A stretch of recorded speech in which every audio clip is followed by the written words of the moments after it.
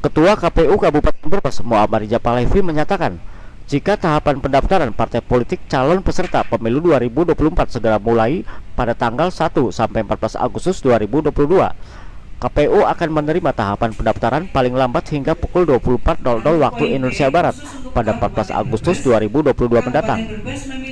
Muhammad Rijapalevi menghimbau kepada parpol agar dapat menyiapkan syarat-syarat pendaftaran sesuai ketentuan secara lengkap sebelum datang dan mendaftar.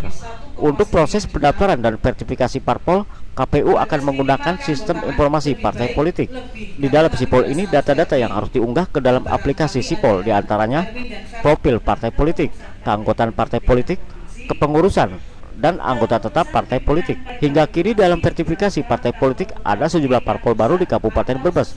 Namun demikian ada juga parpol yang kepengurusannya selesai dan belum ada yang menggantikan kepengurusan yang lama. Di antaranya Partai Umat, Partai Buruh, dan Partai Gelora.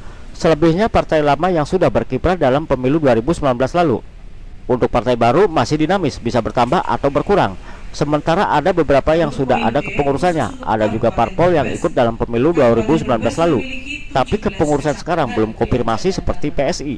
Riza menjelaskan, jika verifikasi faktual nantinya mengacu berdasarkan data dari anggota partai politik yang lolos verifikasi administrasi. Sedangkan partai politik yang tidak memenuhi tahapan verifikasi dikategorikan sebagai partai politik tidak memenuhi syarat, sehingga partai politik itu tidak akan lolos dalam verifikasi. Sosialisasi tentang pendaftaran, verifikasi, dan penetapan partai politik.